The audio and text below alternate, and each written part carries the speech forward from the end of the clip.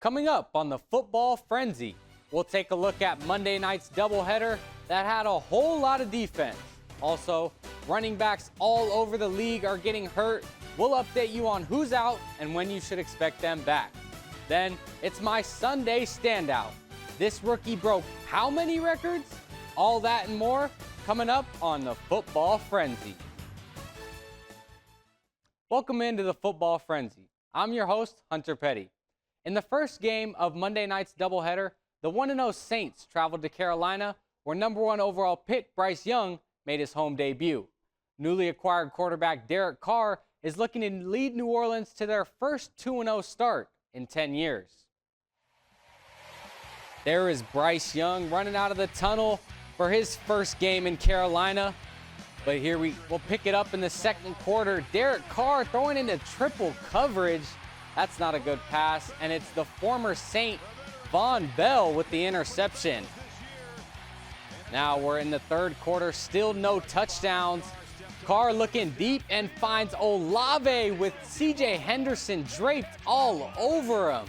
Let's see that again. Look at the concentration. Olave had 6 catches for 86 yards on the day. That would set up this first and goal for Tony Jones Jr. No Kamara, no Williams, no Miller, no problem. The 4th string running back takes it in for his first touchdown. Now, Panthers trying to answer back. There goes Bryce Young up the middle, jukes out Marcus May and gets down at the 40. Now 3rd and 3 in the red zone, trying to get that touchdown back, and here comes Demario Davis. He drops Bryce Young, and the Saints had 4 sacks on the day. There's Tony Jones Jr. again for his 2nd touchdown of the day to put this one away.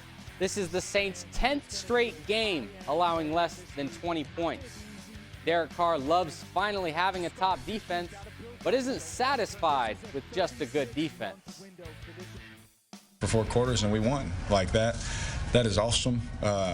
I don't like that still. You know, we won, but I still 6. I should have played better. I can help the offense more. But to have that defense to hold us, keep us in there until we got clicking in the second half, I mean, it helped us win the football game. Here we go to another divisional matchup. The Browns are in Pittsburgh to take on the Steelers, and the first play of the game, it's off Harrison Bryant's hands. Alex Highsmith picks it off and takes it to the crib. Steelers start the game up 7-0. It's the first pick 6 on the first play since 2018. Now, Kenny Pickett's turn, but this is a weird play. Gunner fumbles, Grant Delpit picks it up, then Delpit fumbles, and the ball is just bouncing all over the place. It goes out of bounds. It'll be the Browns' ball, 1st and goal. But a scary moment here as Nick Chubb goes down, holding his knee. ESPN refused to show the replay. That's how bad it was. He would have to be carted off. But the next play, Deshaun moving around in the pocket, finds the backup running back Jerome Ford for his first career touchdown. And then right back is Pickett to Pickens, and nobody is gonna catch Pickens. He takes it to the house. The Steelers would go for 2 and not get it. They lead 16-11. There's Jerome Ford again, reversing field. There's Deshaun throwing a block, and he's going, but Minka chases him down, and he's down at the 1. But the Browns would punch it in and go for 2. Up 3 in the 4th now. It's Highsmith again, and TJ Watt picks it up. Have a day, TJ Watt. On the same night he sets the all-time Steelers sack record, he also gets the game-winning touchdown. Kenny Pickett is appreciative of his defense, but wants to reciprocate the scoring. I mean, you got a defense like that. They make plays and put points up on the board and get those turnovers. It's unreal as an offense to have that. You know, we want to return that favor though. You know, I feel like we let those guys out there way too long.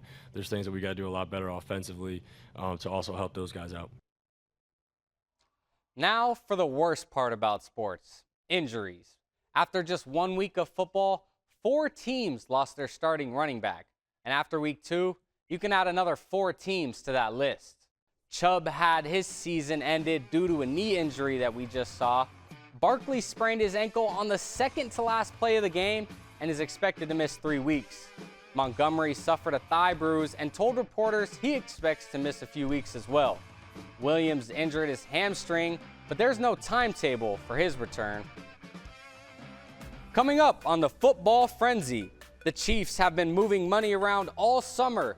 See what move they made that just might open up even more cap space for this season.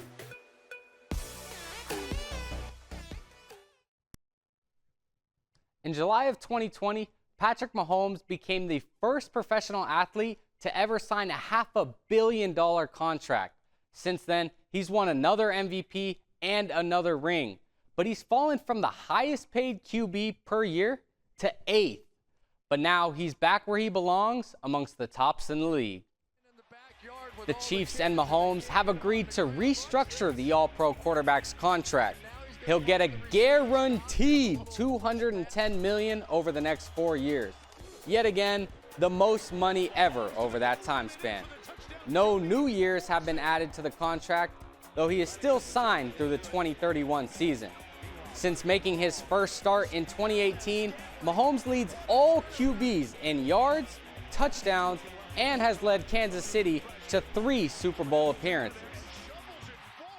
The Chiefs are reportedly expected to revisit his contract again following the 2026 season.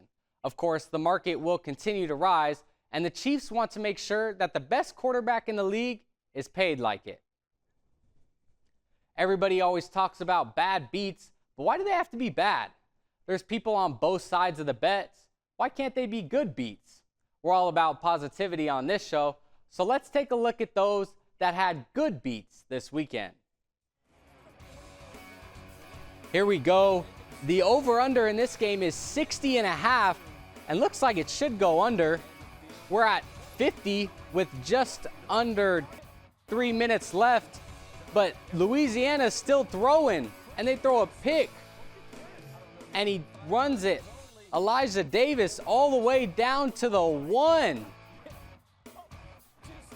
Then UAB would end up punching it in. Of course, the Ragin' Cajuns are just going to run the clock out, right? And this will go under. But a fumble happens, and the Blazers recover. But here we go. The Blazers on offense, 3 straight incompletions, last chance, and they get it on the final play. Zeno finds Rudolph for the touchdown, and the over hits. See, this line moved around all week. Let's just hope you had it at 7.5, because instead of running the clock out down 10, they'll spike it with 4 seconds left, get up to the line, and kick it while the time expires. A lot of people were furious about this decision. So, of course, Coach Sean McVay was asked about it after the game.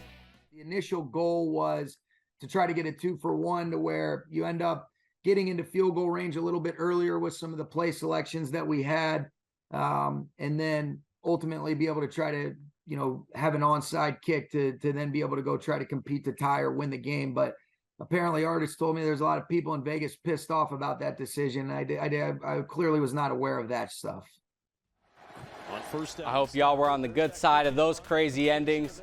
Coming up on Full Sail Frenzy, we'll give away my Sunday standout, so stay tuned.